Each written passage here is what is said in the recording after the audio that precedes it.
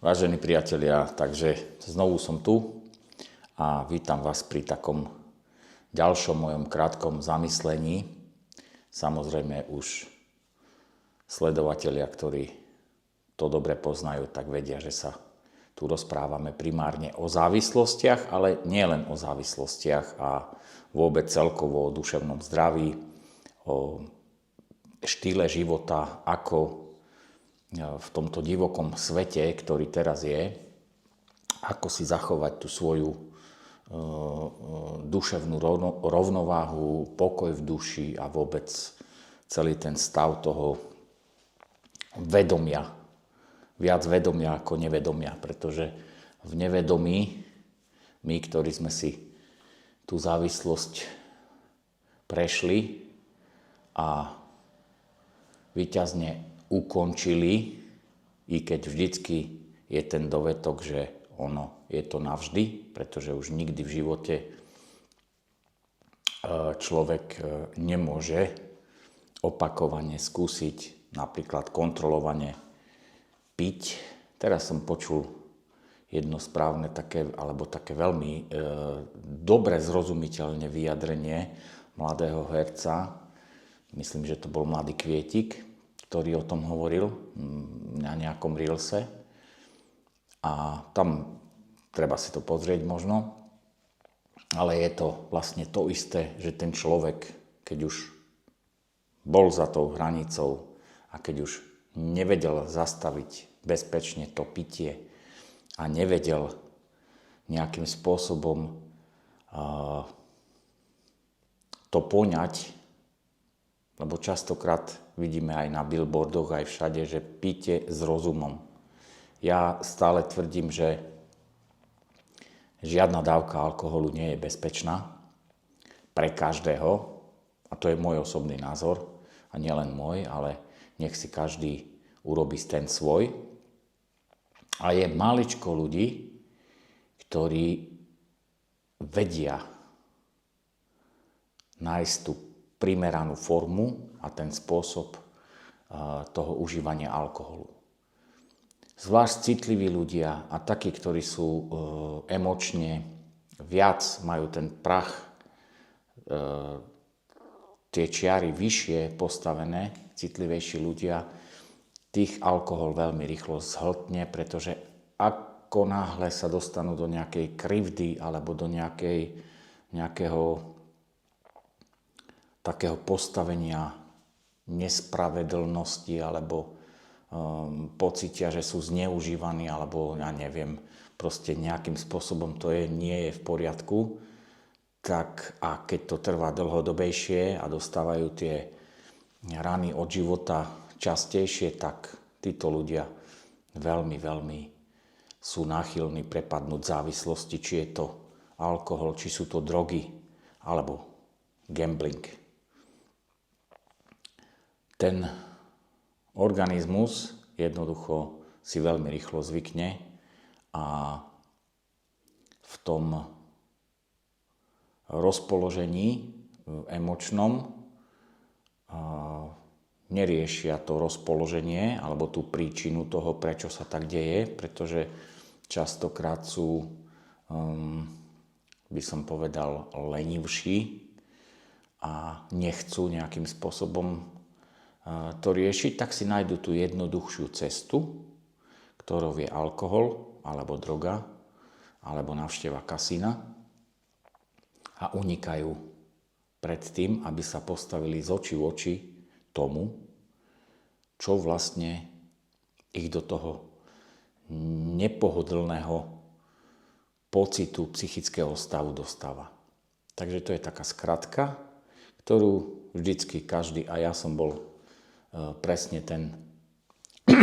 ten človek, ktorý si povedal, veď to mám pod kontrolou, ja môžem hocikedy to skončiť. Dobre, piatok, sobota a konec, hej. Ale postupne ten človek prestane vidieť, čo sa deje okolo neho a namiesto jedného nejakého problému, ktorý neustále pretrváva a nerieši ho, zrazu má problémy 2. A to je už závislosť, alebo stojí na prahu závislosti. To znamená, že ďalší problém sa objaví, keď tá závislosť začne v úvodzovkách vystrkovať rožky.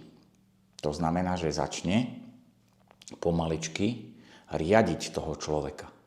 Pretože tak, jak má človek napísaný v mozgu nejaký poradovník činnosti, to znamená, idem o 3:00 hrať tenis, potom idem po deti, potom ja neviem a tak ďalej, večer mám to, idem do divadla, ráno do práce a tak ďalej, tak postupne sa to všetko prispôsobuje užívaniu alkoholu a potom sa delia tie typy na také výrazné dva, kedy je takzvané funkčný alkoholik, to znamená, že áno, užíva alkohol, ale tie povinnosti pracovné a tak ďalej a tieto nejakým spôsobom sa snaží dodržiavať a ide v tej línii, ale stále už v tom stave alebo v tom občasnom vytriezvení si všíma ten rozdiel, že jednoducho častejšie už začína tieto činnosti, hlavne tie, ktoré má rád, ktoré nemusí, dajme tomu ten tenis, vynechávať. Začne vynechávať niektoré stretnutia, ktoré jednoducho mu robili radosť, ale kvôli tomu, že môžem sa nalievať alkoholom, tak to vynechávam. A zapíše sa užívanie alkoholu, to popíjanie, ten stav opojenia a toto všetko na prvé miesto do toho poradovníka. Čiže keď bolo niekedy na tom poslednom, tak sa zapíše na to prvé. Keď sa človek narodí, potrebuje k tomu, aby, ja neviem, bol šťastný, pol deci a cigaretu nepotrebuje. Potrebuje materinské mlieko a potrebuje teplo domova rodičov a proste to celé. A tie deti, častokrát hovorím svojim klientom, treba sa učiť šťastie alebo ten smiech prežívať ako deti, ktoré nepotrebujú na to nejakú podmienenú reakciu, že zasmejem sa, ale smejú sa iba tak, pretože im je dobre, že svieti slniečko, vonku sú, behajú a ja neviem, keď je tam mláka, vody, tak neobídu, ale prejdujú a očaptajú sa a tak ďalej. A tešia sa z toho. Toto týmto dospelým chýba častokrát. Ale to som odbočil od témy, pretože teraz študujem aj tieto záležitosti okolo detí a detskej psychiky. Teraz aj by som doporučil by som, tu mám na stole knihu od Jana Svobodu, Agrese a agresivita v predškolním a mladším školním veku. Všetci pedagógovia by toto mali zhltnúť tak ako ja, aby vedeli, prečo potom sa deti preklapajú do takého nezvládnutelného stavu. A ako s nimi pracovať a ako jednoducho dať pozor na to, aby tá závislosť sa nerozvíjala. Pretože častokrát hovoríme, že dobre, alkohol začínajú deti piť 11, 12, 13 ročné, 15 ročné, drogy, experimentujú a tak ďalej. Ale pozor, smartfóny, nomofóbia, proste závislosť na sociálnych sieťach, na mobiloch, tam už začína veľmi nebezpečne úplne v tom možno aj predškolskom veku u niektorých. Takže treba si na to dávať pozor, pretože závislosť nie je len alkohol a gambling, ako si často ľudia myslia, alebo drogy, ale je to aj to. Veľmi jednoducho si to môžete všimnúť, keď príde mladá rodinka, otec, mama, 2 deti, alebo 1 dieťa, na obed a dieťa, bez toho, aby nešlo na mobile nejaký, ja to nazývam vhodný alebo nevhodný obsah na internete, tak bez toho ani nevedia jesť. Proste nevedia sa ukludniť, nevedia sa zastaviť bez toho, aby ste im alebo tí rodičia nepustili niečo. Na druhej strane sa veľmi teším, keď vidím rodinky, ktoré si sadnú a ani jeden, ani rodičia, ani nikto ten mobil neužíva. Pretože toto je veľmi dobrá cesta, lebo všetci dobre vieme, 100-krát to môžem zopakovať, že dieťa opakuje to, čo vidí na rodičoch. To znamená, že keď dieťa vidí, čo ten rodič robí, tak automaticky to chce robiť aj ono a chce vedieť. A chce byť ako otec, ako mamka a tak ďalej. To som odbočil od trošku tej línie, ale patrí to k tomu, pretože je to o závislosti. Čiže tu na toto si treba veľmi, veľmi dať dobrý pozor. Ďalšia vec, ktorú som dneska chcel spomenúť, je prečo, teraz keď som si pozrel posledné maily, posledné správy, ktoré chodia, zasypávajú nás, tu aj na linke Mojsej Klinik, aj vôbec kade-tade, kde človek otvorí Instagram alebo čo, sú rôzne požiadavky, veľmi sa ospravedlňujeme, ale nedá sa to všetko stíhať.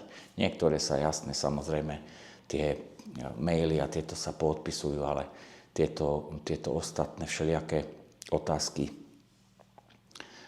je najlepšie riešiť telefonicky. Máte tam telefónnu linku, ktorú jednoducho, tu tiež môžem povedať, že sa vyhadzujú von oknom peniaze, štátne, rôzne projekty sa podporujú a tak ďalej. A tú našu telefónnu linku jednoducho robíme dobrovoľne, robíme to radi a udržiavame ten kontakt s verejnosťou veľmi úspešne a je to v poriadku, lebo nás to baví a ten výsledok, ktorý sa dostaví, ak sa dáme do spolupráce a ktorý jednoducho každý očakáva, tak ten výsledok je pre nás tá odmena.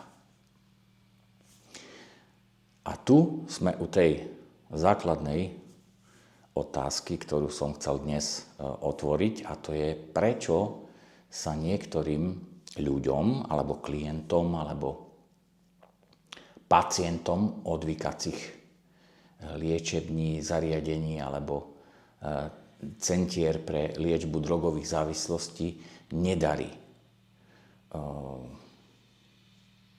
Sú opakovane na liečbe a sú, dajme tomu, druhý, tretí krát a nie to nejakým spôsobom preseknúť a dostať sa do tej vytúženej dlhodobej abstinencie.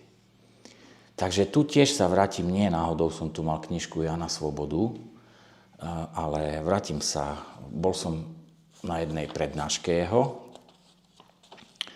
a veľmi dobre vystihol to, čo vlastne, ja som nikdy to písomne nedal dokopy, vždycky som vedel len jedno, že ľudia, ktorí nastúpia do toho alebo sa rozhodnú, ktorí sa naozaj rozhodnú, že áno, idem s tým niečo robiť. Idem sa liečiť, idem jednoducho nejakým spôsobom sa pozrieť pravde do očí. Pretože čo je najťažšie v živote? Prijať pravdu o samom sebe. Títo ľudia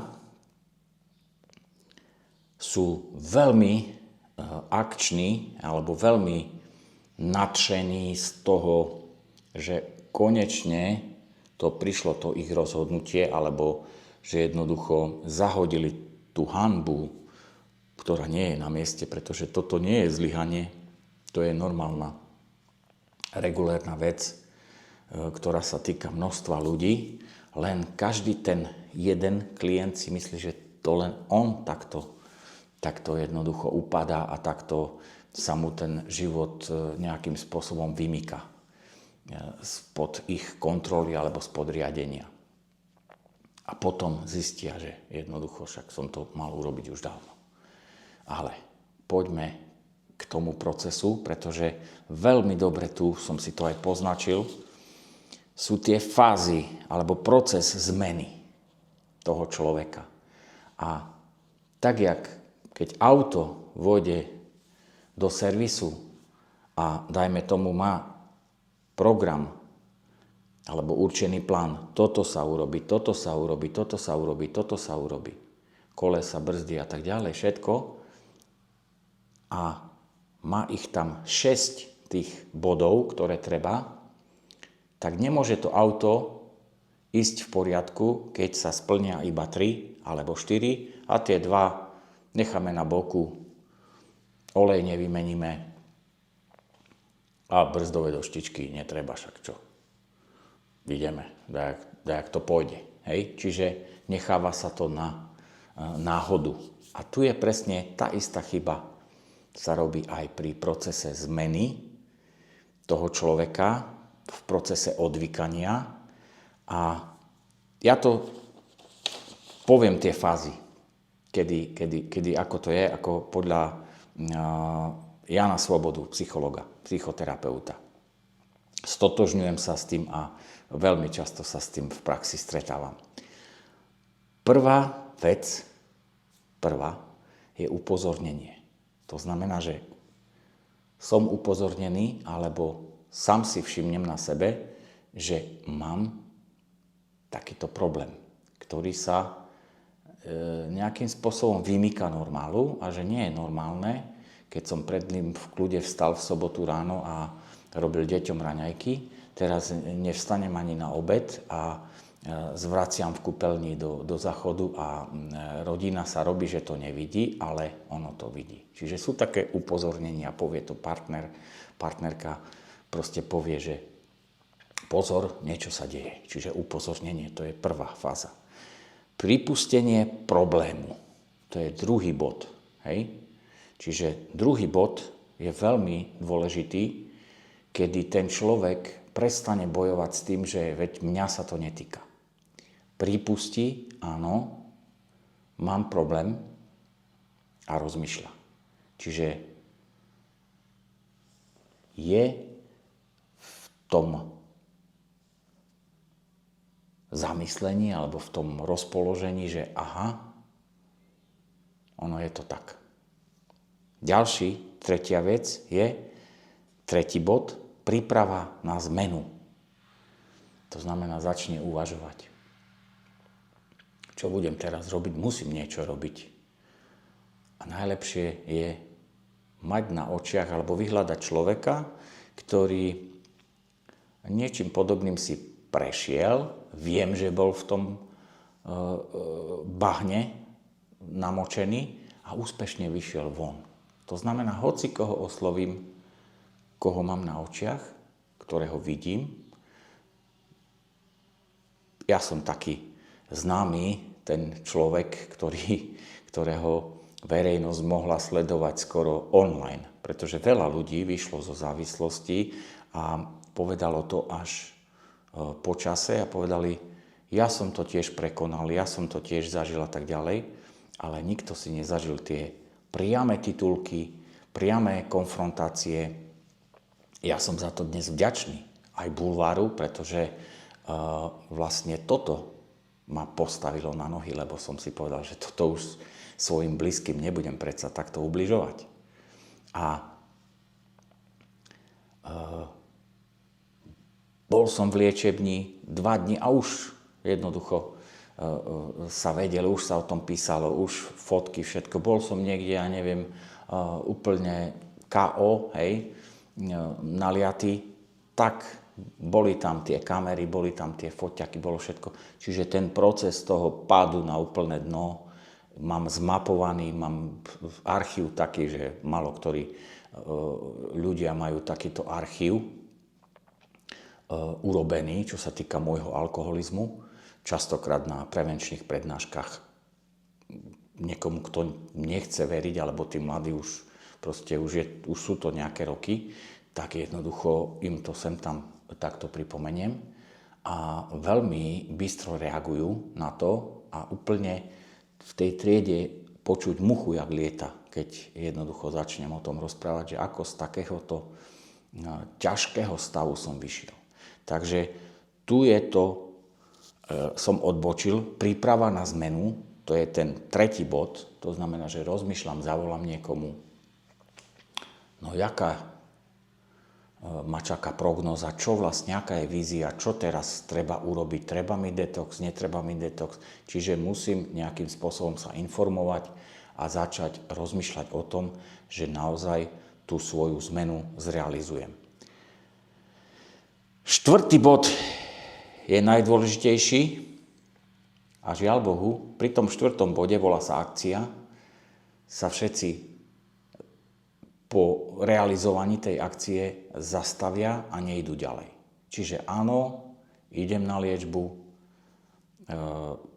prihlásim sa, zavolám, áno, chcem absolvovať odvykacú liečbu, či privátnou formou, na priamu platbu, bez toho, aby to bolo niekde napísané v lekárskej karte, aby som mohol ďalej si svoje zamestnanie nerušene robiť, alebo idem cez poisťovňu a jednoducho využijem to, že som na PN-ke, hej, a zároveň sa dávam do poriadku úplne medzi tými ľuďmi, ktorých mi tam život prinesie. Čiže aj tá komunita je dosť dôležitá. Akcia je vlastne nástup na odvykaciu liečbu, aj samotná tá liečba, ten začiatok tej liečby. Pretože mnoho ľudí nastúpi, CPLDZ, proste špecializované nemocnice nastúpi na tú liečbu a tak si vydýchnú, že no už som tu, už to bude dobre. A teraz začnú po prvom mesiaci, keď už si zvyknú na ten režim, na ten systém toho dňa a toto všetko, tak začnú viacej dovolenkovať, hej, ako sa venovať tej podstate, prečo na tej liečbe som sa ocitol. Čiže flakajú tie rôzne terapie, skupinové terapie, nezapájajú sa, viac hrajú ping-pong, alebo v posilovni sú stále, alebo jednoducho sú na všetkých iných tých voľnočasových aktivitách viac ako na tých povinných, kde by sa mali zapájať do toho, čo sa tam rozpráva, počúvať tie prednášky, ktoré sú im dennodenne nejakým spôsobom podávané, informácie a jednoducho žiadať si aj individuálnu terapiu, keď nerozumiem tomu, a byť jednoducho v tom čase tam preto, na čo tam som.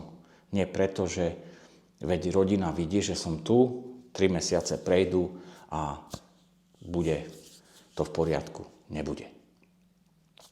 Preto je tých bodov 6, nie 4. Čiže tu sa mnohí jednoducho uspokoja s tým, že dobre, prišiel som tu do liečebne, som tu 3 mesiace, odchádzam a to je všetko. Tu nemôžeme čakať ani náhodou, že sa niečo nejakým spôsobom samo zmení a nemôžeme čakať to, že sa ten človek dá do poriadku. Možno okamžite a možno aj v tej eufórii, keď človek zrazu sa ocitne v tom reálnom živote, tak zrazu tie všetky vplyvy a toto všetko na neho pôsobí a veľmi rýchlo sa vráti k tomu alkoholu, k drogám alebo ku gamblingu, nastane tá recidíva a potom on sa čuduje, že prečo to nevyšlo. No preto to nevyšlo, lebo sa zastavil v tom polčase. Trošku ešte pár percent od polčasu, čiže niečo nad, ale ten zbytok tých 35% vynechal, čiže keď nedáme 100% tej liečbe, tak nemôžeme očakávať výsledok, pretože musíme tam dať všetko do toho. A teraz ďalší ten bod je upevňovanie toho rozhodnutia, že budem abstinent. To znamená, že keď už som vyšiel von z tej liečebne, tak všetky tie záležitosti, ktoré mám, keď vychádza ten človek, má ten jeden zošit, druhý zošit, má tam všetko popísané.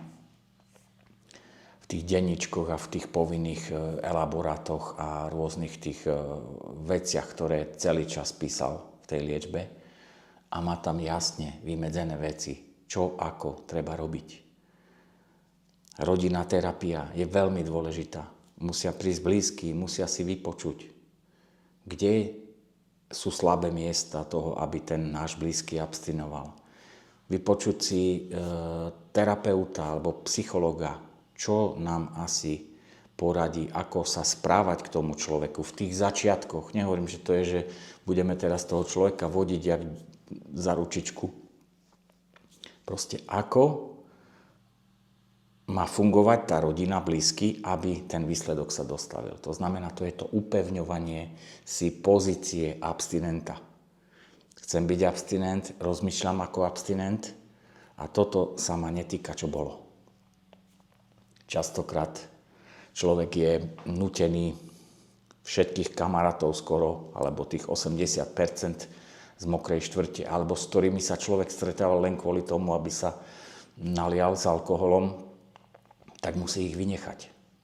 Musí si hľadať nových kamarátov, nové partie, kúpi si, nejaké auto, karaván a ide medzi, sú abstinentské rôzne takéto skupiny, alebo jednoducho, aj keď zo začiatku to ani nikto nejakým spôsobom sa neodváži, ani ja to nedoporučujem, aby hneď naskočil medzi tie zmiešané, kde sú aj ľudia, ktorí pijú alkohol, aj ľudia, ktorí abstinujú, ale tí ľudia, ktorí sú pri ňom a pijú alkohol po čase, musia vedieť, áno, ja som abstinent, bol som na protialkoholickom liečení a ja alkohol neužívam. A tí ľudia vedia, ako sa správať k takýmto ľuďom a poviem za seba, mne už nič nejakým spôsobom také sa nedeje, keď predo mnou sa užíva alkohol a tak ďalej. Čiže toto už je úplne...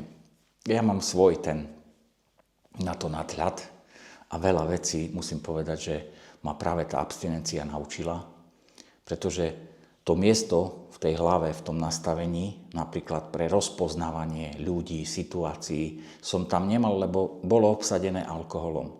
Alkohol odišiel preč, bolo tam voľné miesto a začal som si veľa vecí všímať, veľa vecí vyhodnocovať úplne skoro presne. To znamená, že keď som s niekým v blízkosti, niekto sa prihovorí, alebo náhodné všelijaké záležitosti, ktoré sa dejú, alebo príjete na nejakú akciu a ako sa ten človek k vám ozýva, správa a tak ďalej, tak veľmi rýchlo moje vnútro, môj vnútorný hlas, moje druhé ja vyhodnotí, či je to OK, či nie je to OK.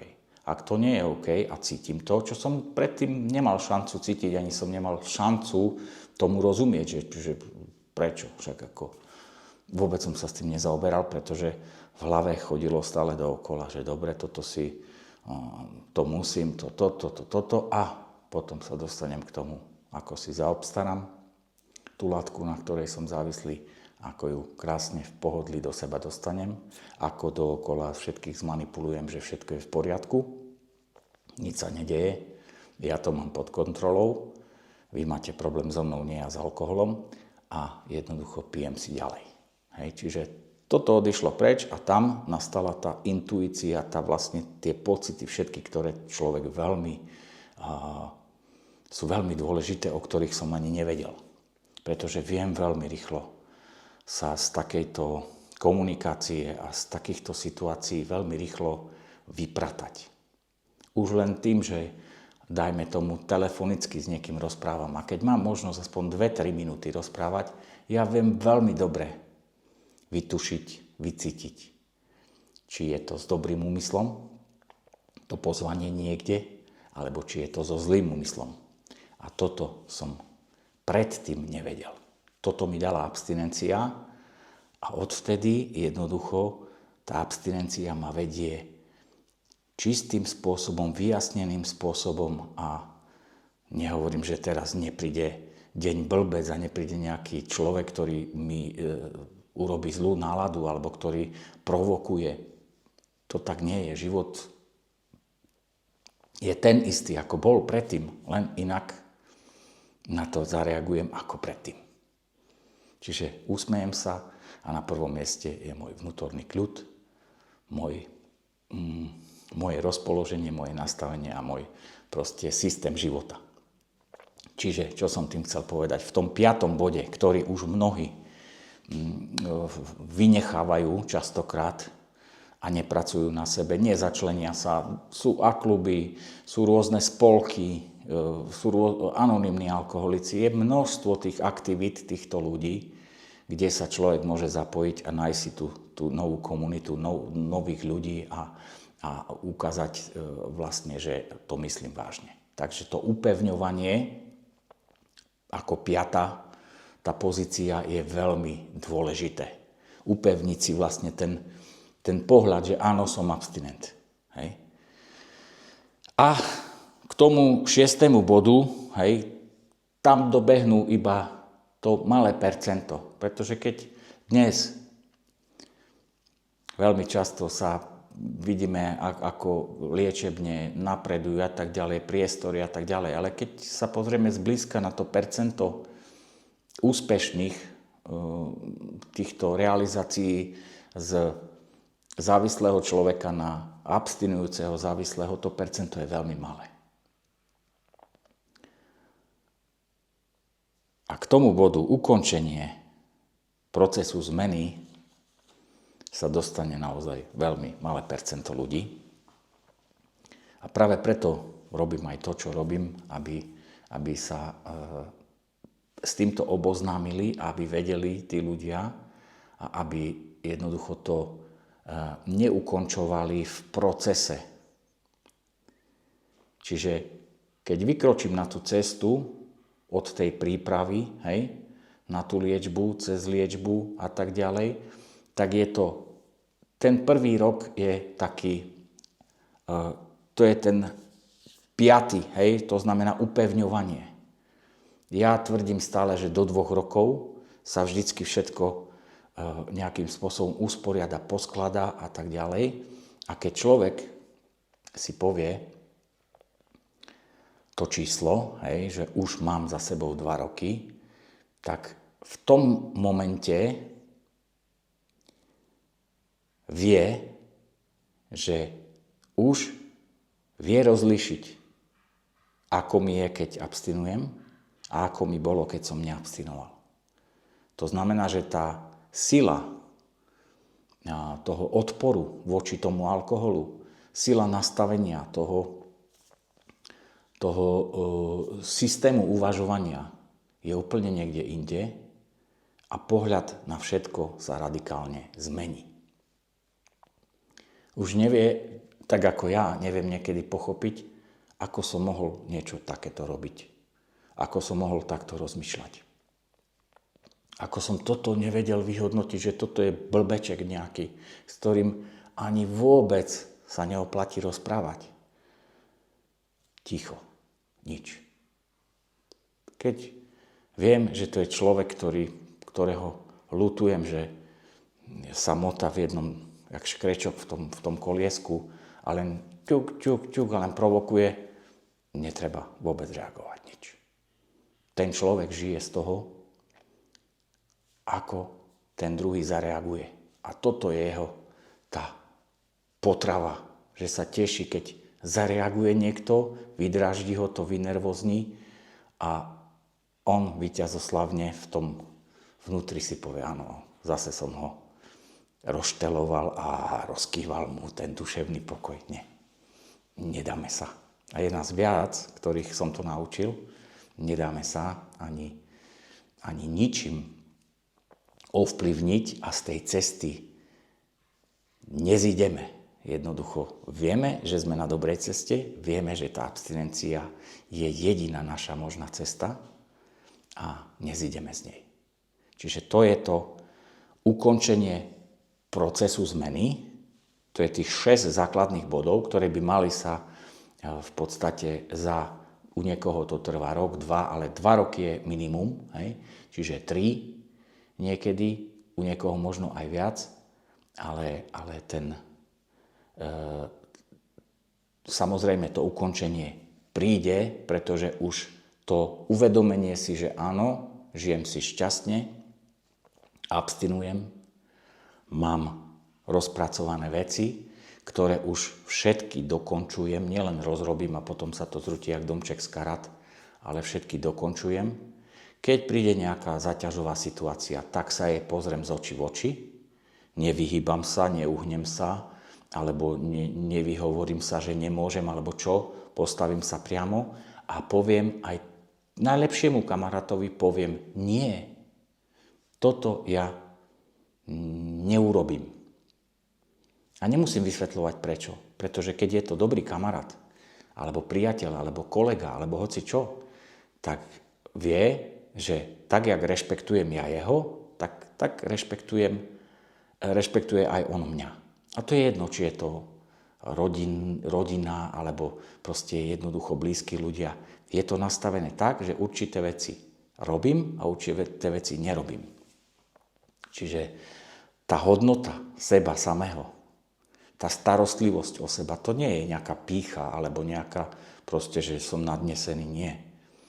Všetko je postavené, všetko, hej, aj keď si pozriete dnešný svet, všetko je postavené na tom, že ostať v kľude je najväčšie víťazstvo.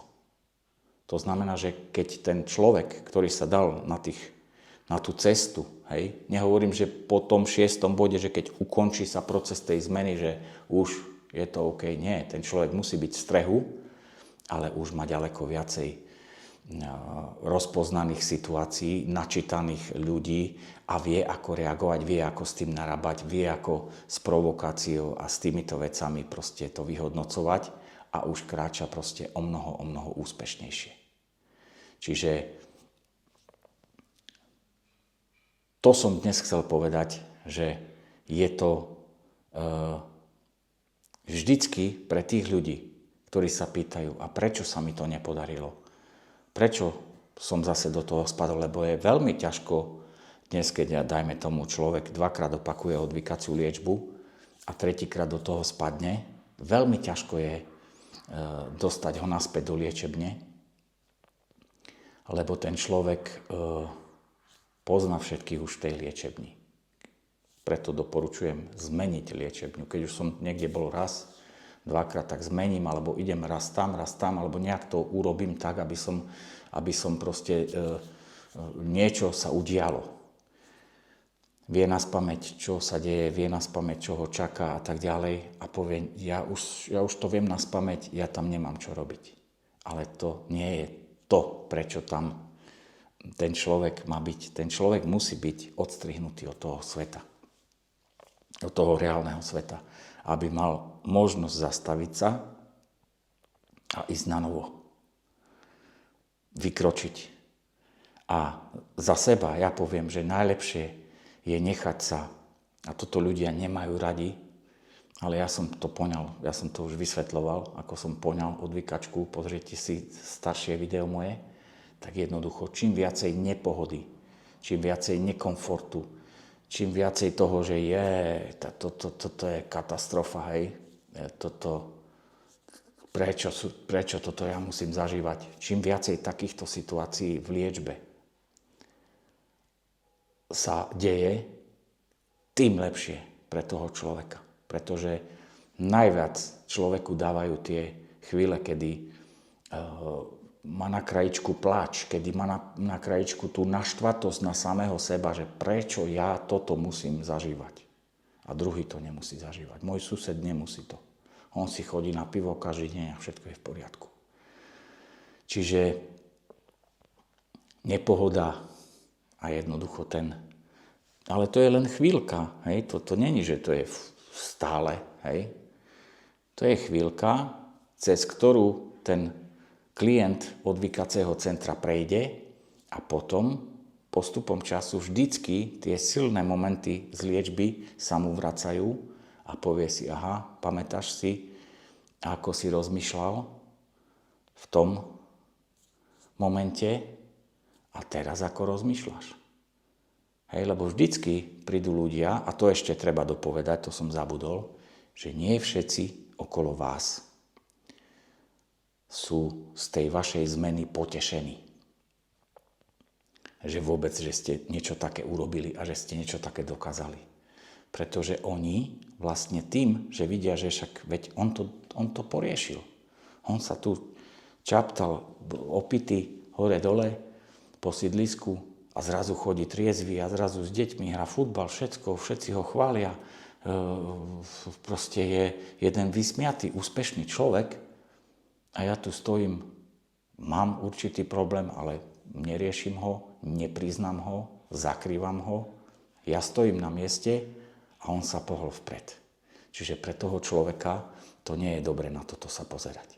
Aj takých ľudí treba rozpoznať a sú kdekoľvek. A toto tá abstinencia tomu človeku dá, aby rozpoznával, čo je zlo, čo je dobro a ako ďalej. Vidíte, vletela mucha mi tu, čiže už chcem mi povedať, že už veľa tu rozprávam a chcem vám popriať krásny triezvy deň a teším sa na budúce niekedy.